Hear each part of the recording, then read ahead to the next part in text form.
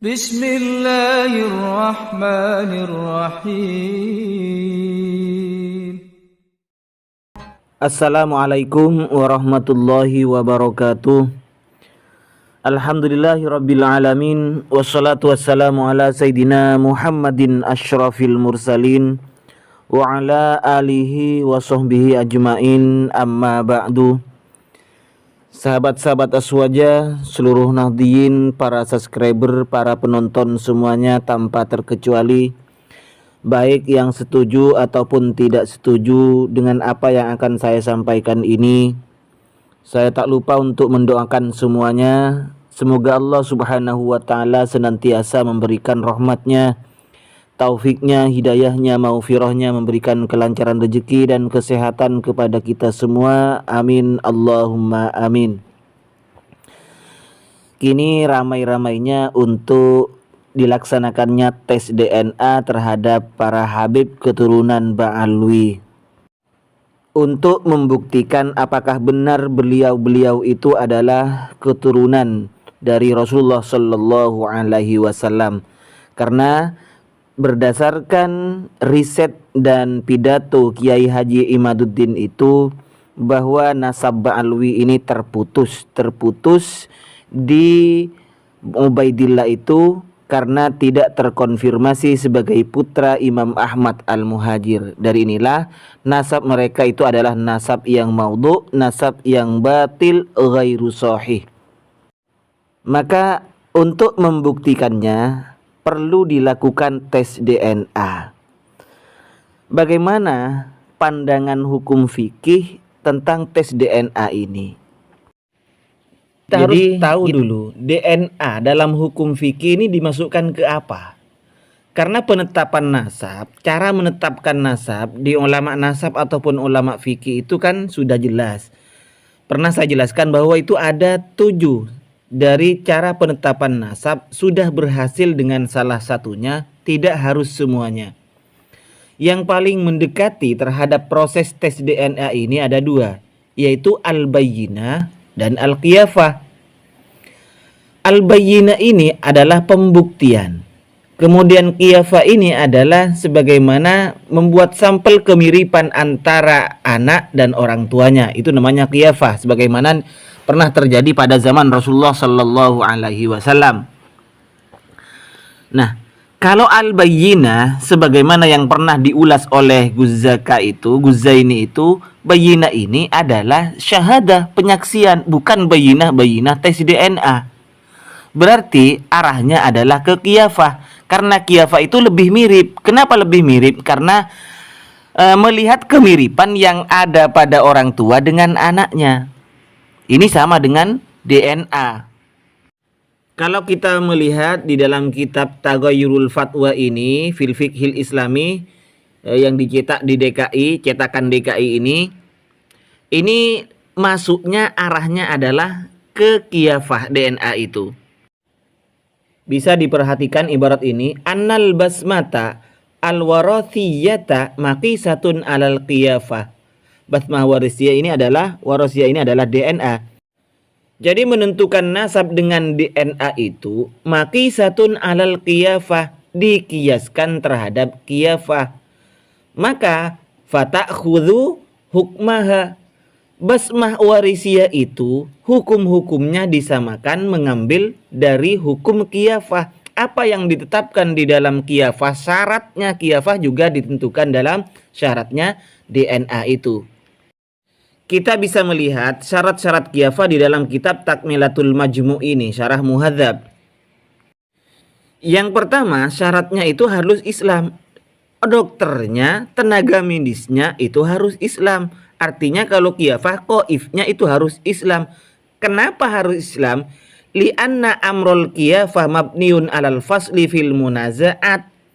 Karena qiyafah, metode qiyafah ini atau metode DNA, tes DNA ini tujuannya adalah untuk memutus munazaat, pertentangan. Ini anaknya apa bukan? Ini keturunannya apa bukan? Sebab qaifnya, yakni dokternya itu yang akan memutuskan itu, yang akan meneliti itu adalah menempati tempatnya hakim. Kayak hakim sudah, kayak saksi. atau bisa juga kayak mufti. Jadi syaratnya wal islamu sartun fi hadza kullihi. Jadi harus paten itu harus beragama Islam. Baik qaifnya, dokter medisnya itu atau hakim, syahid dan mufti itu sama syaratnya. Pertama harus Islam. Jadi fawajaba ayyakunal qaifu musliman, maka qaifnya, tenaga medisnya yang akan menebak itu, yang akan menganalisa itu harus seorang Islam. Hatta yakuna mardiyal hukmi bainal muslimin, sehingga keputusan dari dokter medis itu akan diterima oleh semua kalangan orang Islam. Makanya harus Islam. Syarat yang kedua, tenaga medisnya qaifnya ini harus ishtarotna kaunahu adlan, harus adil. Tidak condong, tidak miring ke salah satu pihak karena hawa nafsunya. Jadi harus adil yang kedua. Yang ketiga, ini disyaratkan di sini adalah laki-laki. Nah, itu beberapa syarat yang ditetapkan di dalam kitab Takmilatul Majmu' ini. Syarat khilafah. Kalau memang seperti di awal bahwa tes DNA ini adalah dikiaskan terhadap urusan khilafah. Khilafah itu sebagaimana saya jelaskan tadi adalah melihat kecocokan, tanda-tanda fisik kecocokan yang ada pada anak dan orang tua, sehingga diketahui bahwa ini adalah keturunannya. Itu adalah salah satu cara penentuan nasab, bukan wajib harus seperti itu, tapi itu adalah salah satu cara menentukan nasab. Nah, oke. Berarti berdasarkan kitab tersebut yang telah saya baca ini, maka tes DNA ini dikiaskan terhadap khilafah. Lalu pertanyaan saya begini. Saya mau bertanya ini karena saya betul-betul tidak ngerti proses DNA itu seperti apa. Bagaimana proses pengambilan sampel itu? Sampelnya itu diambil dari siapa? Yang tahu tolong untuk dijelaskan ini, tenaga medis atau yang kompeten di bidang ini silakan untuk dijelaskan biar kami semua itu paham seperti apa DNA itu. Kirain DNA itu apa, seperti orang nimbang, kata Zuzaka itu nimbang tepung sama seperti itu, apa seperti itu atau gimana? Nah, sekarang proses pengambilan sampelnya itu bagaimana? Diambil dari mana sampelnya itu? Apa dari DNA Nabi? Atau diambil dari DNA-nya cucu-cucu Nabi Hasan dan Husain? Atau dari keturunan mereka, dari keturunan Sayyidina Hasan dan Husain? Jadi misalnya diambilkan dari keturunan Sayyidina Hasan atau Sayyidina Husain yang dianggap paling sahih nasabnya misalnya. Saya pernah mendengar penjelasan tentang sampel DNA itu katanya diambilkan dari cucu-cucu keturunan Sayyidina Hasan dan Sayyidina Husain yang paling sahih nasabnya. Nah, pertanyaan saya ini semakin timbul pertanyaan saya. Pertanyaan saya, cara mengetahui sahihnya nasab keturunan Sayyidina Hasan dan Husain itu bagaimana caranya? Dari data. Lah, kalau dari data berarti kalau pakai data ini pakai metode cara penetapan nasab. Melalui apa? Metodenya Kiai Imad yang akan kita pakai atau metode-metode dari nasabin sebelumnya. Jadi ini kan blunder juga. Tes DNA terhadap keturunan Sayyidina Hasan dan Husain yang nasabnya paling sahih. Penentuan sahih dan tidaknya nasab, paling sahihnya nasab itu berdasarkan data. Nah, ini kan blunder juga, kembalinya ke data. Nah, sekarang cara menentukan paling sahihnya nasab itu bagaimana? Kan mesti pakai metode. Lah, metode yang mana yang akan dipakai? Metode seperti yang disampaikan Gus Imad, Kiai Imad, yang harus ditulis oleh ulama nasab yang sezaman, atau pakai metode nasabin yang 7 itu, yang cukup salah satunya? Yang mana yang akan diikuti?